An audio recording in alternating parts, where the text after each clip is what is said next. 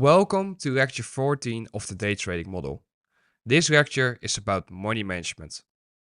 Money management is a very important topic because without proper money management, you can have the best self-control in the world, you can have the best technical edge in the world. If you're not able to capitalize on that properly by risking enough or decreasing risk when things aren't going well, you are not able to consistently make good profits from the marketplace.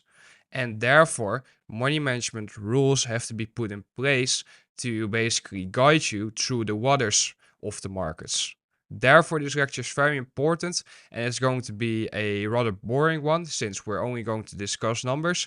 However, when you've made it to this lecture, you have probably already watched through all of the previous lectures. Well, you should at least, because if you did not watch all of the 13 lectures prior, you have literally no point in watching this lecture because you don't have a model yet.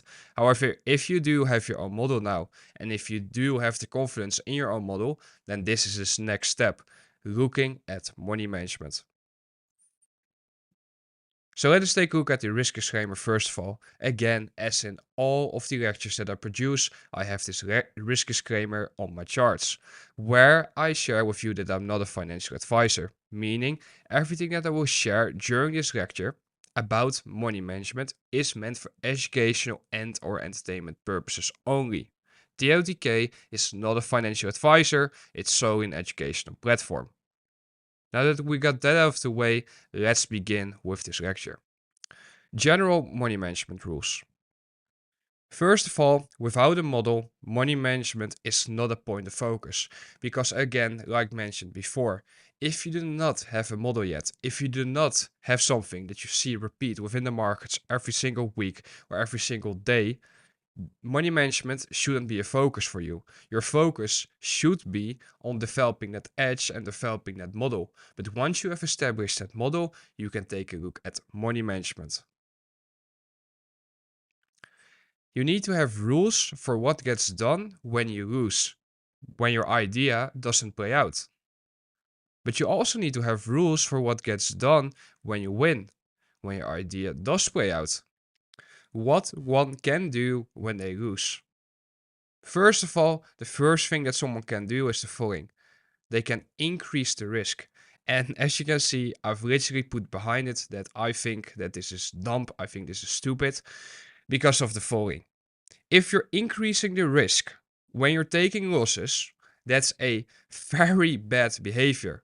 Because this is exactly the behavior that 99.99% of all traders that fail behave in.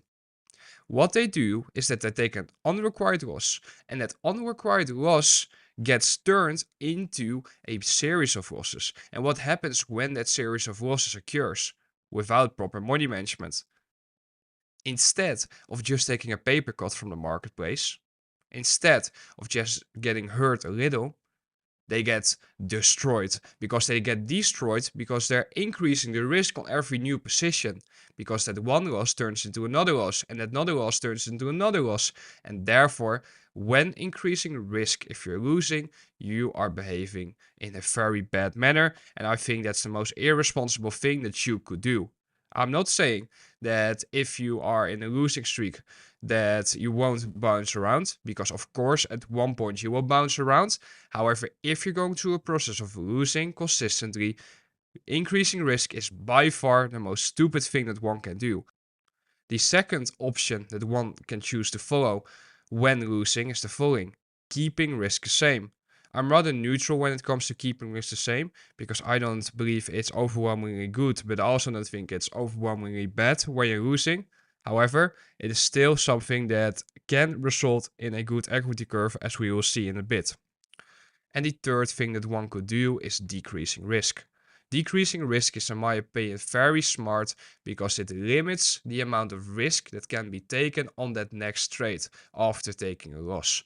And when we are trading, we need to make sure that we do not fall into a downward spiral when it comes to our equity curve. So in order to do so, we need to limit the amount of risk when the probabilities of our trades playing out decrease, meaning when the environment is low probable. In the first place, we shouldn't even be trading inside a low probability environment. However, if we're not aware of the low probability environment whilst trading, then decreasing the risk once we have lost in the first place is a very important thing to do, because it limits the amount of risk exposure that you're continuously going to have. Let's now take a look at what one can do when they win. First of all, what someone can do when they win is decrease risk. And you might be wondering, decreasing risk, why would you decrease risk when winning? That's someone who's very conservative. That's someone who doesn't have a lot of faith and trust in their own model, in their own approach. And I'm not saying it's a bad thing, it's just a conservative mindset when it comes to trading. Because if you understand your model and if you understand when and where your model will deliver, then decreasing risk is rather counterintuitive, because it goes against what your model is telling you to do. And it also will limit you in your equity curve, because if your equity curve is being limited by the fact that you're decreasing risk every time you're winning, what occurs when, let's say, you go through a phase where your model is not as cleanly delivering? You limited yourself during the winning period, so now you gotta live up to that during the losing period as well. The second thing that one could do is keep risk the same. This is also a conservative way of trading, because if we're continuously risking the same whilst our model is presenting itself, we are limiting ourselves again in the potential ROI during that period in which we can see our model consistently appear. However, this is, in my opinion, a very good thing to do if you're completely new. Because if you are winning consistently after one another, it can be very tempting to increase the risk. However, if you do not have the experience backing you up when it comes to your model, and you're just trying it out for the first time, or trying it out for the first, let's say, half a year or something, a first year, why would you put yourself in an elevated risk environment where it's you increasing the amount of risk and probably also the amount of emotional attachment to those trades? If you would just find that sweet spot of risk that you are comfortable with risking, and you can consistently risk that, then that's a very good thing in my opinion. And the third thing that one could do when winning after another is increasing the risk. And this is an aggressive style of trading that can have a very high impact on your equity curve if applied correctly during the right periods of time. We will all look at this later during this lecture. Before we dive into the numbers, etc., I want to first touch on the topic of point A to point B. The reason why I want to touch on this topic is because this topic is very important, in my opinion, when it comes to understanding how we can risk equity within a market environment where we anticipate the market to move in a certain way. Meaning, where we understand the drawn liquidity and when that drawn liquidity is likely to be reached. Because there will be instances in which we recognize that this is point A and this is point B. Point A being the price level where we will go long off, and point B being the price level where we would take profit. In some instances, the invalidation level of this move higher occurring is the following. It would be this price level. However, in other cases, the invalidation level of that move still being valid or still occurring would be this level. You tell me, if the market would present itself a setup right here with an entry at this price level, a stop loss at this price level, and a take profit at that price level, would you still take it, or would the RR not be worth it for you? That's something you need to think about. If the RR is not worth it for you, if you think that the equity that you are going to risk on that trade is not worth the amount of money that you could potentially make, then don't take it. However, what you need to understand is that you can recognize moves, and the RR is a variable that's likely to be changed, because in some instances the RR will be 1 to 2, in some instances the RR will be 1 to 4, in some instances the RR will be 1 to 3. Will you hold yourself to 1 RR? Will you limit the amount of trades that you can take simply because someone said that you should stick to 1 RR and trade that the rest of your life? Or would you much rather say, I'm going to look for the recognition of a move from point A to point B, from a low risk buy to an original consolidation, from a first stage of accumulation to original consolidation, from a second stage of accumulation to original consolidation? The answer, in my opinion, is quite clear. I think the majority of people would choose for the second answer, for the latter, simply due to the fact that it allows for more positions, and you won't even have to basically think about whether or not the RR is worth it. All you do is trade what you see. You trade the potential setups that present themselves. And in some instances, these setups will be a high RR, and in other instances, they will be rather low.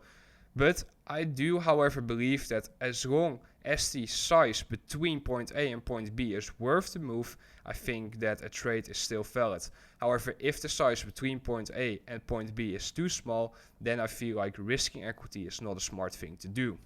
Keynotes. The schematics that will be shared are based on a fixed 1 to 2R return. This is by no means a capping target. Like I said, I'm a big believer in the fact that RR is a flexible thing, meaning we shouldn't subscribe to just a fixed RR if we understand that the market moves from a smart money reversal to an original consolidation. I do, however, believe that if we would look at every single setup from a different perspective, we can allow ourselves to basically make this RR flexible. But if there are instances in which we see that the range between point A and point B is too small, then we should likely not even consider trading that move. The percentages used for the risk and return calculations can and should be adjusted for different purposes, such as, for example, prop firm challenges, personal accounts, and algorithms. The reason why I mentioned this is because within my calculations for the examples, I have just sticked to rather simple percentages such as 1% risk, 0.5% risk, or 1.5% risk. However, if you're looking to trade, for example, a prop firm challenge or a real funded account, you might want to adjust those variables, those risk parameters, based on the amount of risk that you're allowed to take.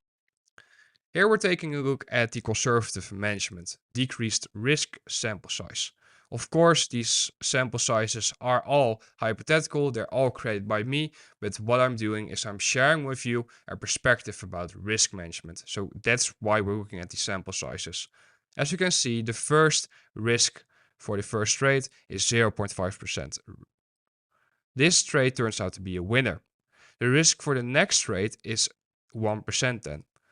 What I can already tell you is that the minimum amount of risk for this conservative management is 0.5% and the max amount of risk is 1%. Meaning, with the next trade, we take 1% risk. This trade turns out to be a loser. What do? We move back to 0.5% risk. The third trade with 0.5% risk turns out to be a winner. What do we do for the next trade? We go back to 1% risk. The fourth trade turns out to be a winner as well. Do we now go to 1.5% risk? No, we stick to 1% because we're conservative with our management. We're only decreasing the risk when we're losing, and the minimum amount of risk that we are willing to take is 0.5%, and the maximum amount of risk that we're willing to take is 1%. The fifth trade then turns out to be a loser. So what do? We move from 1% risk back to 0.5% risk for the next trade. The sixth trade turns out to be a loser as well.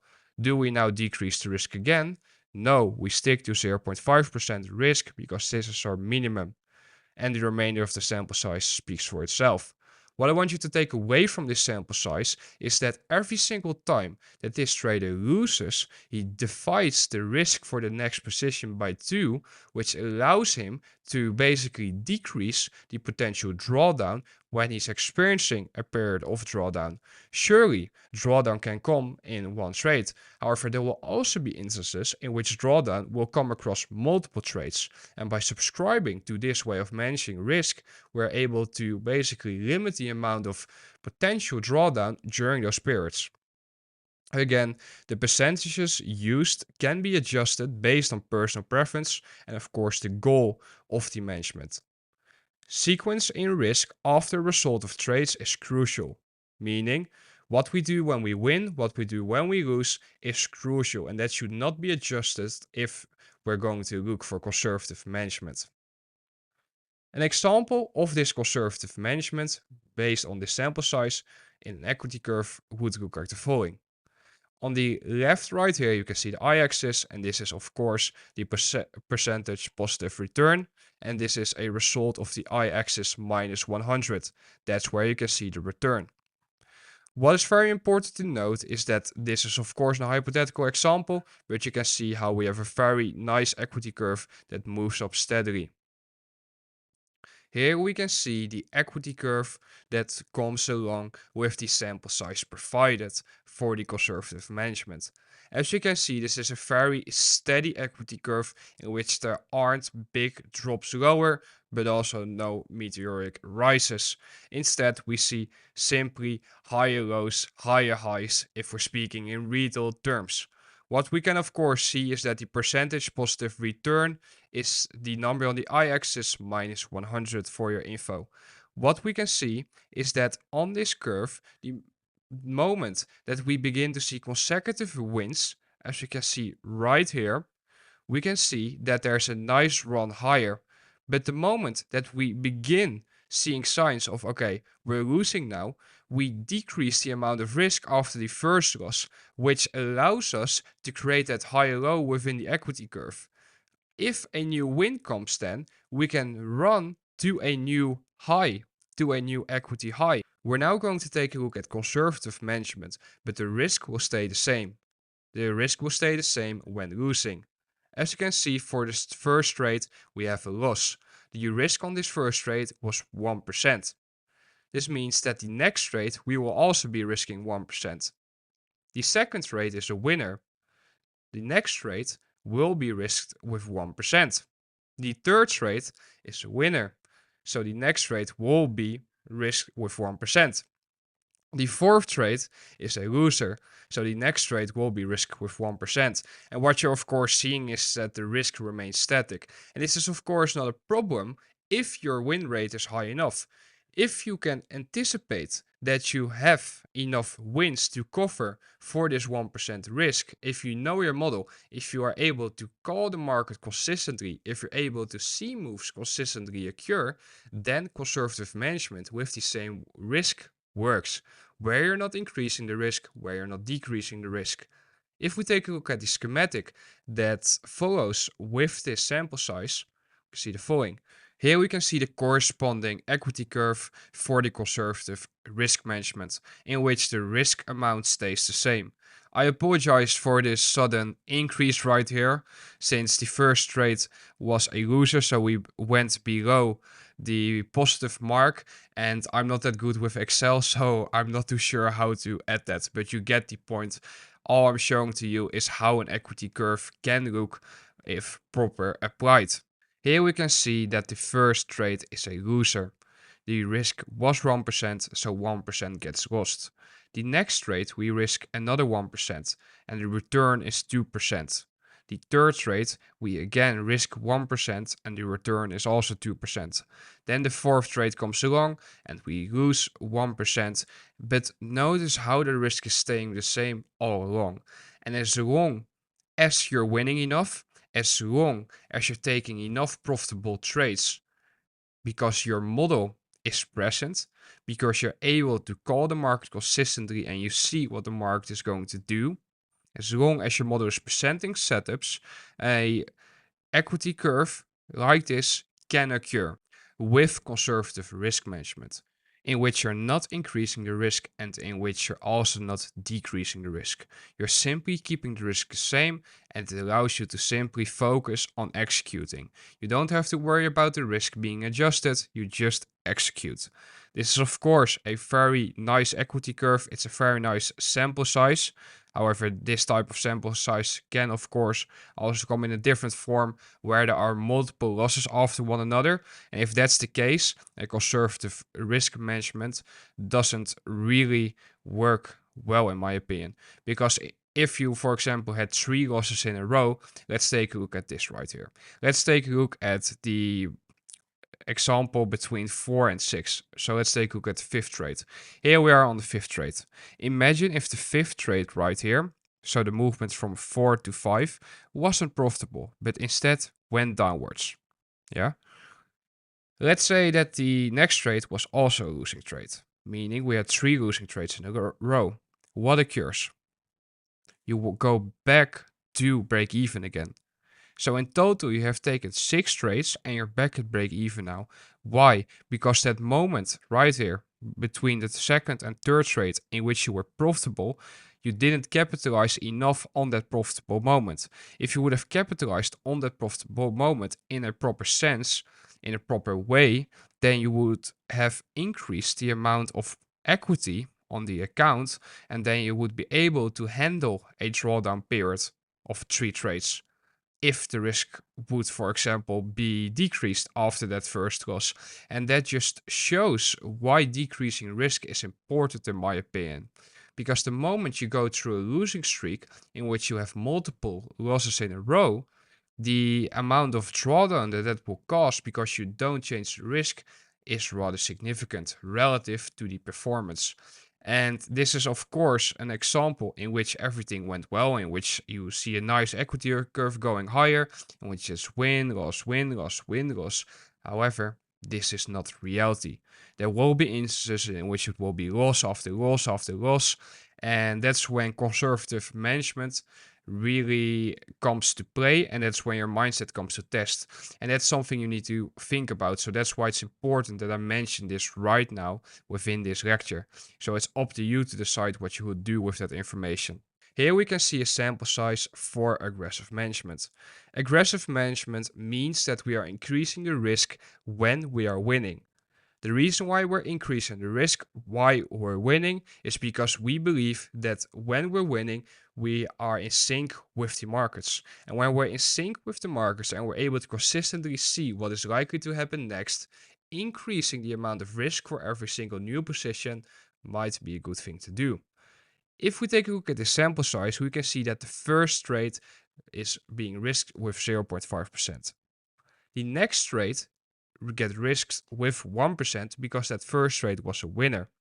The second trade was also a winner. So the third trade gets risked with 1.5% risk. However, the third trade turns out to be a loser. So we do not increase the risk or we do not keep it the same. Instead, we decrease the risk back to 1%. Why are we decreasing it? We are decreasing the risk because we're managing the risk in an aggressive manner where we're going up aggressively, but we're trying to go lower when we're losing in a rather passive way, in a rather safe way, without too much drawdown. If we then decrease the risk to 1%, we can see that the fourth trade turns out to be a loser. So the fifth trade gets taken with 0.5% risk. And here we can see a sequence of wins, where we see the first trade of this sequence of 3 wins be a winner. So after the 0.5% risk for the fifth trade, we move to the sixth trade, which gets risked with 1%. The third trade then gets risked with 1.5%, and it turns out to be a winner as well. The eighth trade turns out to be a loser, so we lose 1.5%, so the ninth trade has to be taken with 1% risk. The ninth trade turns out to be a winner, so the 10th trade gets taken with 1.5% risk. The 10th trade turns out to be a loser, and that's the end of this sample size of 10 hypothetical trades. If we take a look at the equity curve that comes along with this aggressive management, we can see the following. This aggressive management profits from the fact that we're in sync, that we're likely to know what the market is going to do for the upcoming period, and which we can see that major steps are being taken within the equity curve. We see this first run higher, and then the moment that drawdown comes, in which we lose twice in a row, the majority of the profits, or I should say all the profits, gets given back. However, the moment that we then have a run of consistently wins, in which we have 3 wins in a row, due to the aggressive management, we are able to make major moves in our equity curve. And therefore, the moment that we recognize that we're in sync, we are stepping up the amount of risk per trade. Notice that when we then take a loss, the amount of risk for the next trade has to be decreased significantly, because if we do not and we keep the risk the same at the highest amount of 1.5%, all of the profits provided will be taken away again, and that's of course not ideal. The main takeaway from this example is that if we're in sync and we are recognizing that we're in sync, increasing the risk will allow us to catch these enormous runs higher in our equity curve. This is, however, something that only experienced traders should consider because they're able to recognize what is highly probable and what isn't. Choosing your risk management style. In order to define what risk management style suits you best, we must first define two things. First of all, we must define the purpose of the risk management. Is the purpose of the risk management to basically conservatively make gains over a month or over a year? Or is the purpose of the risk management to make gains or profit aggressively, quickly?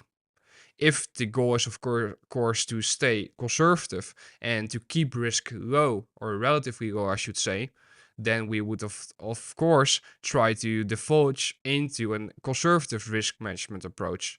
However, if the goal is to make gains quickly and to, let's say, compete, or let's say to show off or whatever, then the focus is on an aggressive style of risk management. Secondly, the confidence in your model is very important for defining what risk management style suits you best. If the confidence in your model is low, then of course you wouldn't be out there trading with high amounts of risks, meaning you wouldn't be increasing your risk after a win because you do not have a lot of confidence in your own ability to trade. Until you are fully confident in your ability to trade, the most conservative way of trading is always the best one.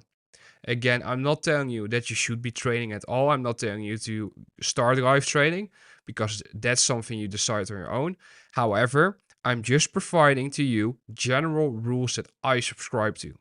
If I would not have confidence in my own approach, if I would not have faith in my own model, then I would never consider utilizing an aggressive style of managing risk. With that, this lecture comes to an end. I hope that you found it insightful. I hope that I was able to shed some light on the topic of risk management. Again, the examples provided within the sample size and the corresponding equity curves were based on a 1 to 2 RR.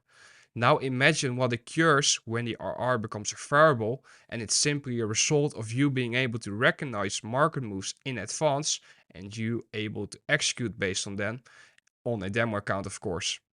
Imagine that for a second. Imagine the potential of your equity curve then.